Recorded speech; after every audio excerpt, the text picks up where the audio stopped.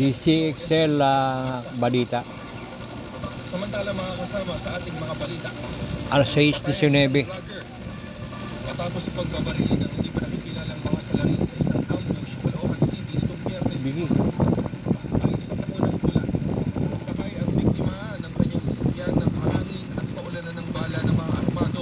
Nako, Idineklara siyang dead on balita nakasakay ng motor. dahil sa tinamong mga tama ng Kala ko ba sa bahay? agad na nagsagawa ng investigasyon DCXL. ng otoridad upang matukoy ang pagkakakilanlan ng mga sospek. Iba-iba ang balita, no? Ibos sa pamamaril.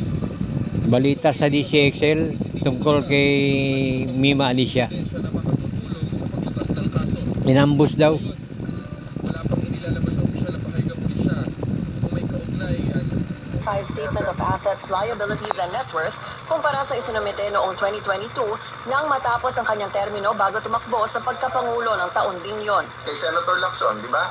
Ano yung actual, I didn't really pay that much attention pero parang dumoble yung kanyang salin.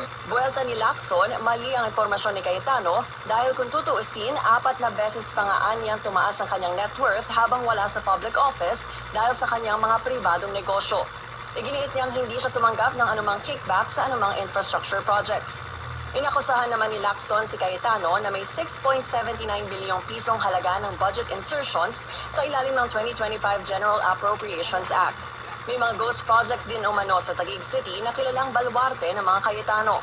At sa isa pang tweet, isiniwalat ni Lacson na madalas umanong magsugal sa mga kasino ang city engineer ng Taguig pero hindi siya nagbigay ng pangalan at patunay. Ayon pa kay Lacson, nagsimula na siyang mangalat ng impormasyon at ebidensya mula sa ilang testigo na maaaring magdiin kay Cayetano.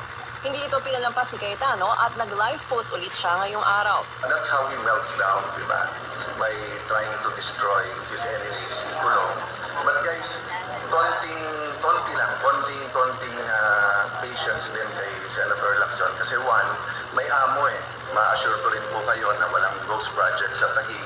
To the best of our knowledge, ilang beses na nag-inspect.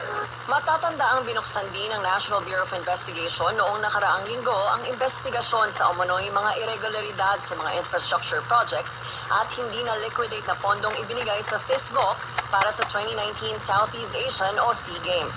Si Cayetano nanguna sa organizing committee ng palaro pero iginiit niyang wala siyang kinalaman sa mga infrastructure projects. Alison Co, ABS-CBN News. ABS-CBN News. Alas 5:09 na ng hapon, July 19, 2024. Kayo po ay nakikinig sa aking YouTube channel, ang Danilo Bison TV. Pakiclick lang po yung kamay at larawan sa baba ng video. Lalabas yung subscribe. Pakipindot po yung subscribe. Bilang tulong nyo na sa isang bagong vlogger na kagaya ko. Kailangan baka 1,000 subscriber ako para ma-monetize po itong channel ko. Siguro abuti pa ako ng 5 taon. Kung lalabas 200 lang isang taon, tagal-tagal pa po. So yung balita kanina tungkol kay Cayetano at kay Lacson, credit to DCMM.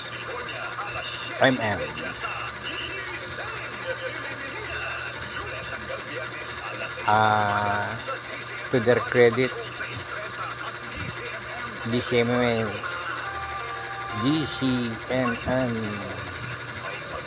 sa Age 30. So, till my next vlog, thank you very much sa pakikinig panonood. Good day and God bless. Back to you. Back to you yun, Sir Tony. Oo, no? parang sa tennis, back to you. Ano? Back to you, ganun yung nangyari doon eh. And in principle, tama naman sana yung sinasabi ni Senator Padilla na pag may kaso ka, harapin mo, no? And that applies to everybody. Kasama na nga si Vice President Sara Duterte doon, no?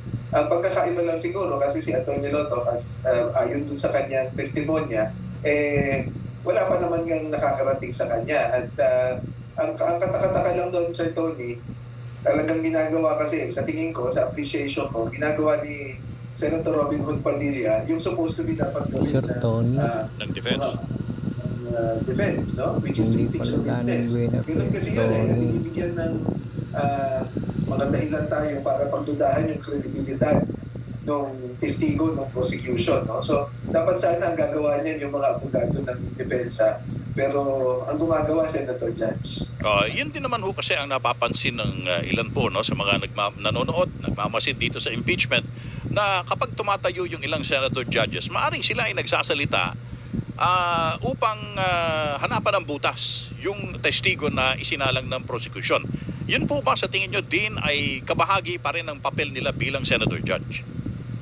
I think they have to they have to be more circumspect in the questions that they ask kasi masyadong nakahalata eh. Kung ang talagang intent, sa tingin ko, pag tumindig yung mga senador para magtanong, ang dapat talagang maging intent nila ay maging maklaruhan yung mga questions na gusto nilang tanungin. Hindi gawin yung trabaho ng mga defense lawyers para sa kanila. No? And to be fair, may mga narinig din naman ako na mga senador na nagtatanong. Si Sir Tony Velasquez pala may mga bagay na malabo para sa kanila. nag-interview. If it were a strictly legal procedure, katulad nung sa korte, maaaring hindi maitatanong yung mga bagay na yun. But ultimately, nakakatulong, lalong-lalo na dun sa mga nakararami Ay, natin ba yung kababayan sa na mas maintindihan itong kaso na DCMM? ito. Kasi tanggapin natin, hindi siya ganun kasimple para kayo po ay pagka nakikita ginamitan na natin ng mga teknikalidad, Danilo, nawawala Dizon, sa eksena yung taong bayan at hindi dapat mangyari yun, Sir Tony. Doon nga sana ako din pupunta din, no, yung technicalidad. Kasi madalas ay binibigyan ng pansin ay kung ano na yung mga nakalipas na mga jurisprudence, no? O mga desisyon ng korte, lalo na ng Korte Suprema, para maging batayan, no, sa magiging kilos nitong Senate Impeachment Court. Pero malinaw nga ba na kung meron pong nagawa na ang mga dating impeachment court para buksan ang mga financial records or bank records ng mga nalilitis na officials like yung Pangulong Estrada, Chief Justice Corona, na yun ay maaaring gawin na ring basihan para ulitin yun sa impeachment trial naman ng Vice Presidente. Good day. Unless there is a reason for them to abandon that thinking or that ruling, wala akong nakikita na ibang dapat gawin ng impeachment court ngayon kung hindi gawin din yung kanilang mga previous na action. Lalong-lalo na tumutugma naman ito doon sa demands ng accountability at saka transparency, Sir Tony.